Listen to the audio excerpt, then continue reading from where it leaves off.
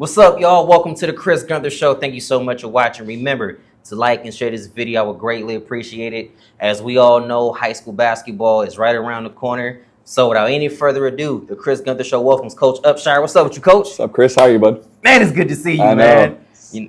Only if people saw all the stuff we talked about before we got on camera. Yep. And I'm going to go ahead and put this out here. Thank you for always believing me, man. Always You're meant welcome. the world that when a coach believes in a player, it makes the tremendous difference. So thank you, man. I You're really welcome. appreciate that. You're welcome. Always a hard worker, and it was a pleasure coaching you and pleasure sitting down with you today. Yeah, man, let's go ahead and, recap a little bit of last season. You guys, really great year. You had one of the best players that this area has seen in such a long time. Why don't you go ahead and take me back through it? Yeah, we had a good season last year. We won the first conference championship since 2005, I believe. So that was good. For Duncan to get a full scholarship to Cal PA was good for him. It didn't end the way we wanted it to. First round of the tournament, you always, your goal is district championship and then go from there. So to lose in the first round of the tournament wasn't ideal for us, but there's reasons for everything, and we're going to learn from it and move on to this year. The following season, we know, is always a little bit more challenging, simply because you laid the foundation, but now you have to continue to build upon that. How's everything looking so far? It's good. We're young experience-wise. We bring back two starters from last year's team, Lewis Flowers and Jack Harnett. We bring back a third player who got a little bit of playing time with us, and Alton Wincheck. And then from there we have a couple kids who didn't play last year. We have Tyler McWilliams, who actually got quite a bit of playing time for us in his freshman year in our district championship game against Cornerstone. Made 2 or 3 threes in that game. But he came back out this year. We're excited to see what Tyler can do for us. We have a transfer in from Brookfield, Deegan Hunkus. We're excited to see what he can do. He's an athletic kid that shoots the ball pretty well. And then we have Ian Tricker, who came out this year. Ian, I don't believe has played since about 4th grade, but he's a super athlete who gets after it and shoots the ball well as well. So we're excited for this year. When August was here, I don't know that I'm not going to lie and say that I was excited for the season. I was kind of nervous to see what the season was going to bring, but now that we're back in the gym, I'm pretty excited to see what we have. I believe one of the coolest parts about the preseason, you can really start to mix and mash a lot of players. See, maybe this will work, maybe this will work. And all of a sudden, now as the season is approaching, they're like, okay, this is what we're going to do so far, and we're going to see what happens. We all know as the season quickly approaches, the margin for error gets smaller in practice. Everything gets more intense because now we have a goal to obtain. And you as the coach have to make sure everything is prepared. How much work are you still putting in to make sure everybody's prepared? It's still looking at film from last year, seeing what we can do different, building practice plans to know what the skill sets are for my players. If a kid's not really good handling the basketball, we don't want to put him in a position to where he's going to handle the basketball. And we're trying to fit our offense around to what we do to make sure that we're putting players in position to succeed. At a small school like this, having a conversation with the coach the other day, that it makes so much sense. We don't have the same offense every year because we're so small and players are changing and whatnot. Our offense evolves into the skill set that our players have. So just changing the offense to what it has been in the last couple of years with Duncan, to where you can get him the ball and just get out of the way and let him go do his thing.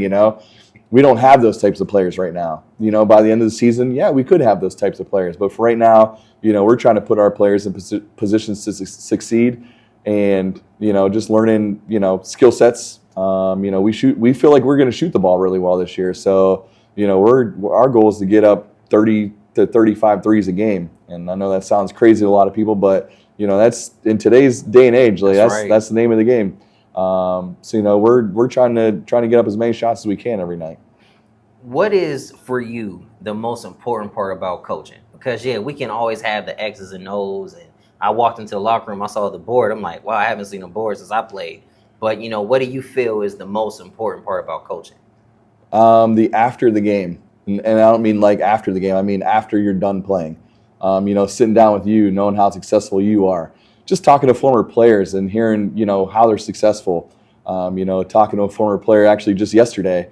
and hearing, what he has done to succeed in things. And I told him, I'm like, that's more important to me than winning and losing a basketball game.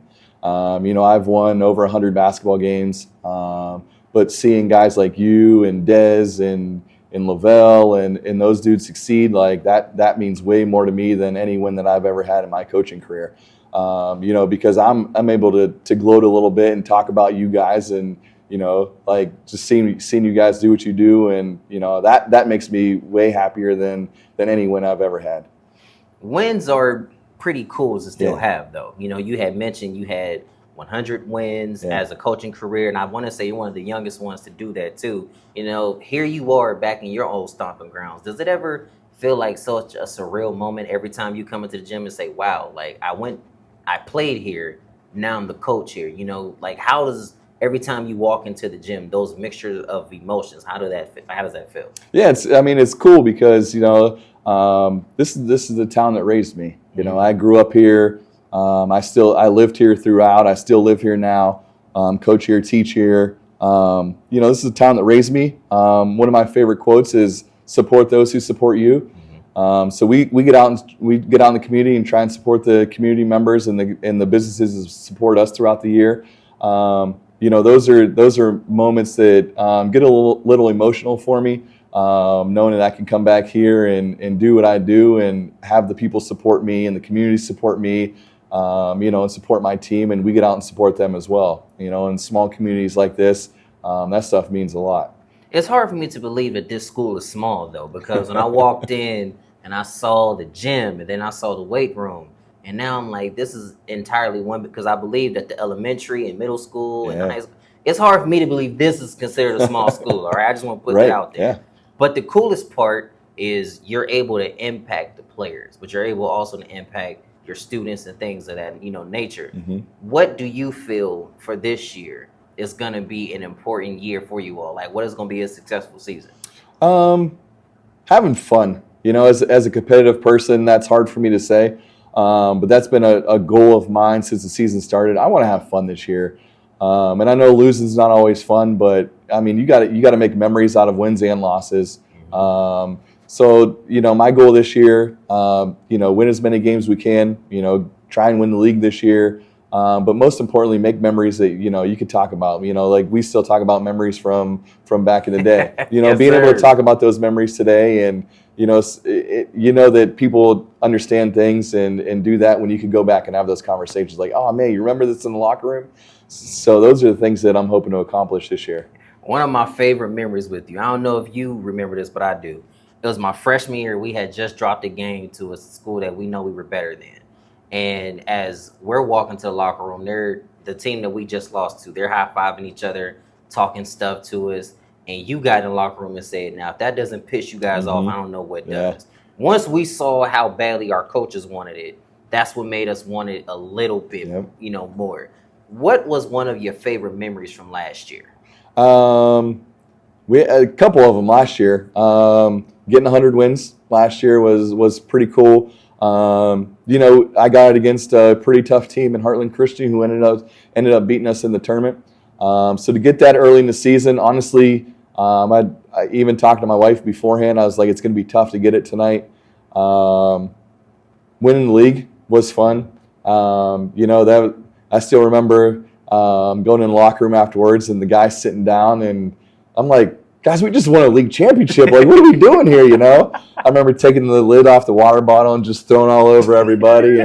But yeah, we're just sitting in the locker room. I'm looking around like, we just won a league championship, So we don't do this every time. So it's hard to win. Yeah. It's so hard to win because once you establish the foundation and you begin to see how hard it is, you appreciate those wins so much more. People think that you could just roll a ball out there and go win a game. And it's so much more that comes with that. It's the practicing, it's the execution, it's making sure things are done the right way. But once you have the success, it makes you appreciate it, more. What do you appreciate now that maybe you didn't appreciate when you first started coaching? And honestly, it has nothing to do with me. Speaking to a coach that we had scrimmaged this year, I appreciate guys who put time into what we do.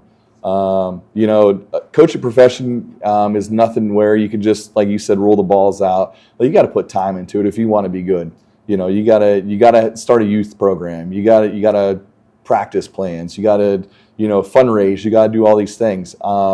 I get excited and I appreciate guys that I see doing the same type of work that I do to put in to make my program a success. So when I see coaches do that, like I let them know, like, hey, I appreciate what you're doing, and it means a lot to me for the other coaches who do put that time in. I love the time that we've had together, but I do know you're a busy man. You got stuff to do. This has been a lot of fun taking a trip down memory lane. If they could have heard the conversation we had before, they'd be like, that's what happened? No, it actually did happen. Yep. The season's getting ready to tip off. When is the first game for you all? We actually play Wednesday. We open up the day before Thanksgiving. We're here against Brookfield. We haven't played Brookfield in a long time. It could be considered a rival. I mean, they're 10, 15 minutes down the road, so I'm expecting a packed house and pretty excited to see what can happen. If anybody wanted to maybe connect with the team or donate, how can they do that? You can connect on Facebook. I'm on Facebook. We have a Badger Athletic Boosters page. You can connect with us on there. Call into the school. We're always looking we're even looking to get out in the community and support any way that we can. I love it. Now, I got to ask this to you because I know you're a very competitive guy. Yep. Have any of your players tried to challenge you to a one-on-one yet? No, I'm getting too old now. I couldn't. I still play Trey one-on-one, but I'm not going to play my guys. I get too competitive. I'm not trying to get injured anymore. So they can challenge me all they want, but my playing days are over. Oh, well, I still got a lot of juice left in me. Thanks for your time today, Coach. All right, Chris, appreciate you, man.